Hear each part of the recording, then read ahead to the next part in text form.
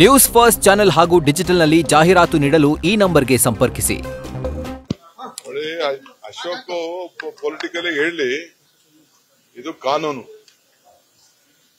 ಕಾನೂನಲ್ಲಿ ಮಾಡಿದೀವಿ. ಅವರು ಸಮ್ಮತಿ ಕೊಟ್ಟಿದ್ದಾರೆ. ಅವರು ಸಮ್ಮತಿ ಕೊಟ್ಟು ಅವರು ಮಾಡಿರುವಂತ ಕಾನೂನು ಇದು. ನಾನೊಬ್ಬನೇ ಮಾಡಿದಂತ ಕಾನೂನು ಅಲ್ಲ, ಅವರು ಮಾಡಿರುವಂತ ಕಾನೂನು. ಇವತ್ತು ಕಾಂಗ್ರೆಸ್ ಪಾರ್ಟಿ ಯಾವ ಕಾನೂನು ಮಾಡಿದ್ರು ಕೂಡ ಯಾವ್ದು ಬದಲಾವಣೆ ಮಾಡಕ್ ಅವ್ರ ಕೈಲಾಗಿಲ್ಲ.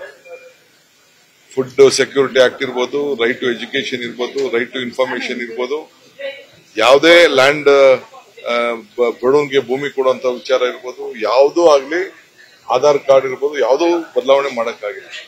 ಇದು ಬದಲಾವಣೆ ಮಾಡಕ್ ಆಗುದಿಲ್ಲ. ರಾಜಕೀಯವಾಗಿ ಮಾತಾಡ್ತಾರೆ. ಈಗ ಗ್ರೇಟರ್ ಬೆಂಗಳೂರು ಇವತ್ತು ಹೋಗಿದ್ದಾರೆ.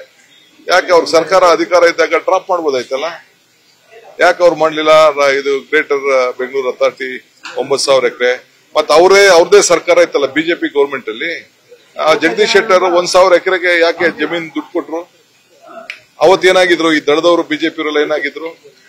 9,000 ಎಕರೆಲಿ 1,000 ಎಕರೆಗೆ ದುಡ್ಡು ಎಲ್ಲರೂ ರೈತರಿಗೂ ಕೊಟ್ಟಿದ್ದಾರೆ.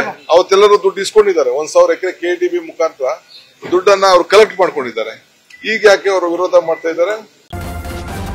ನ್ಯೂಸ್ ಫಸ್ಟ್ ನಿರ್ಭೀತಿಯಿಂದ ನಿಮ್ಮ ಪರವಾಗಿ.